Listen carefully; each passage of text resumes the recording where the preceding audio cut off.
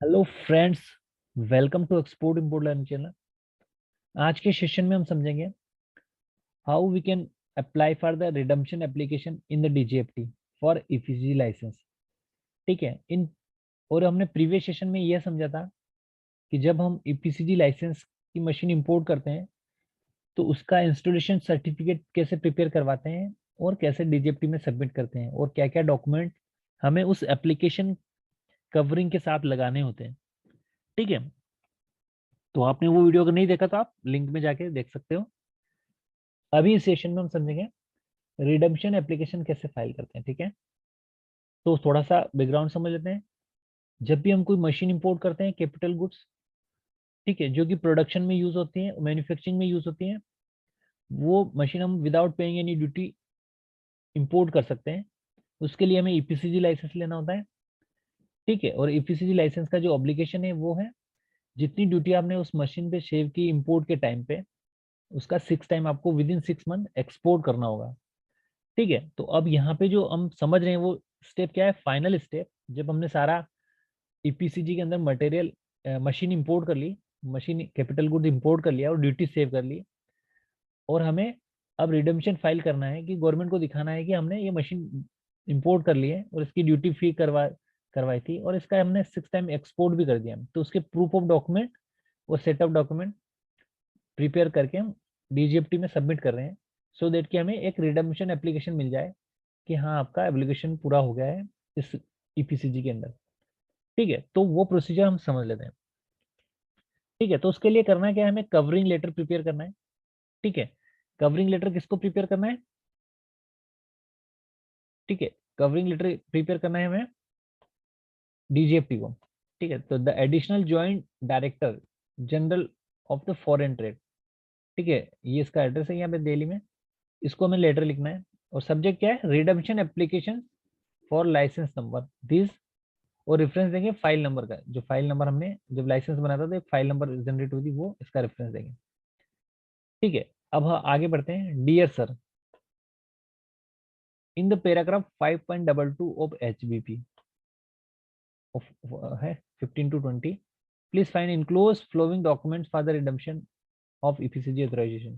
ठीक है। यहाँ पे हम इनको ये बता रहे हैं कि इस पैराग्राफ जो एचपीपी का ये पैराग्राफ है, उसके अकॉर्डिंग हम ये setup document as a proof कि हमने ये जो मशीन इंपोर्ट की थी उसका एक्सपोर्ट ऑब्लिगेशन फुलफिल कर दिया है, और हम ये सेटअप डॉक्यूमेंट्स एज पर 5.2 एचबीपी हमें सबमिट कर रहे हैं। ठीक है। तो फर्स्ट क्या है इसमें, application for the redemption of EPCG authorisation. ठीक है। इन फॉर्म एएनएफ 5बी, 5 एएनएफ 5बी का जो हम रिडम्पशन एप्लीकेशन का जो फॉर्म भर के सबमिट कर रहे हैं एएनएफ 5बी। ठीक है। एक तो वो लगा रहे हैं हम इसमें। ठीक है। और क्या लगा रहे हैं, सेटअप डॉक्यूमेंट्स की बात चल रही है यहाँ पे कि ये जो एप्लीकेशन हम डीजीएफटी को सबमिट करें उसमें क्या क्या डॉक्यूमेंट लगने हैं। तो पहला डॉक्यूमेंट क्या हो गया, एएनएफ 5बी हमें फिल करके लगाना है। उसके बाद सेकंड क्या है, ईपीसीजी ऑथराइजेशन। ठीक है। लाइसेंस जो हम सबमिट कर रहे हैं, ये जिस लाइसेंस का एक्सपोर्ट ऑब्लिगेशन हमने फुलफिल किया वो लाइसेंस लगा रहे हैं, जिसमें हम क्या लगा रहे हैं, कस्टम कॉपी लगा रहे हैं और एक्सचेंज कंट्रोल कॉपी लगा रहे हैं, ओरिजिनल। ठीक है। ठीक है। जो अनेक्चर हमने लगाया है सीरियल नंबर 1234, उसमें ये सेकंड डॉक्यूमेंट है। फर्स्ट क्या था, एप्लीकेशन ऑफ द, ठीक है, आयात निर्यात फॉर्म 5बी, एएनएफ 5बी, और दूसरा क्या है, ओरिजिनल लाइसेंस। ठीक है। थर्ड क्या है, स्टेटमेंट ऑफ इंपोर्ट। ठीक है, capital goods and duty saved amount against the subject authorisation mark annexure 3। तो तीसरा डॉक्यूमेंट हमें क्या लगाना है, ये स्टेटमेंट लगानी है जिसमें हमें बताना है कि ये बिल ऑफ मेटेरियल नंबर है। ठीक है। इसमें हमने ये कैपिटल गुड्स इंपोर्ट किया था, इतनी ड्यूटी सेव की थी। ठीक है। और लाइसेंस नंबर और सारी डिटेल इसमें मेंशन करना है, कि स्टेटमेंट बना के देनी इंपोर्ट की। ठीक है। और फोर्थ क्या लगाना है, फोर्थ डॉक्यूमेंट है copy of the bill of entry. ठीक है। जो डिटेल हमने स्टेटमेंट बनाई है उसके सब्जेक्ट, उसके रिस्पेक्ट में हमें एक बिल ऑफ एंट्री लगानी है कि हाँ, ये इसका प्रूफ है जो स्टेटमेंट हमने प्रिपेयर किया, इसमें ड्यूटी कितनी सेव की है। फिफ्थ नंबर का डॉक्यूमेंट है original certificate of installation are already submitted to the good self office. Means कि हमने डीजीएफटी में इसी ऑफिस में हमने एक इंस्टॉलेशन सर्टिफिकेट सबमिट किया है, उसका एक ओरिजिनल कॉपी लगानी है। ठीक है। और उसका एक एक्नोलेजमेंट भी लगाना है। क्योंकि हमने इसी डीजीएफटी ऑफिस में एक इंस्टॉलेशन सर्टिफिकेट सबमिट किया था जब ये मशीन इंपोर्ट हुई थी, तो उसका एक हमें एक एक्नॉलेजमेंट रिसिप्ट मिला था, वो रिसिप्ट लगानी है प्लस इंस्टॉलेशन सर्टिफिकेट लगाना है। ठीक है, तो ये 5 डॉक्यूमेंट हमने यहाँ पे लगा दिए।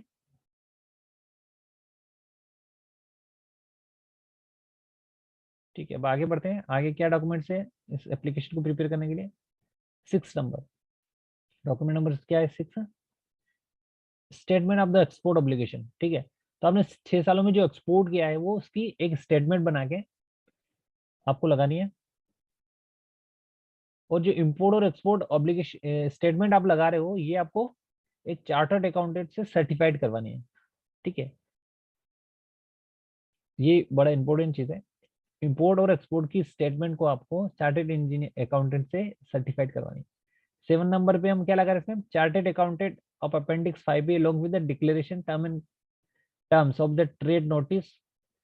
ठीक है, 1 डेट ये और मास कनेक्शन। ठीक है, तो यहाँ पे एक अपेंडिक्स 5C लगाना है जो कि चार्टर्ड अकाउंटेंट से वो सर्टिफाइड करवाना है। तो इसमें डिटेल हमें फिल करके अपने चार्टर्ड अकाउंट से चेकआउट करके उसे सर्टिफाइड करवाना है। इसके बाद 8 नंबर पॉइंट है copy of the shipping bill, proof of export obligation fulfil mark nature.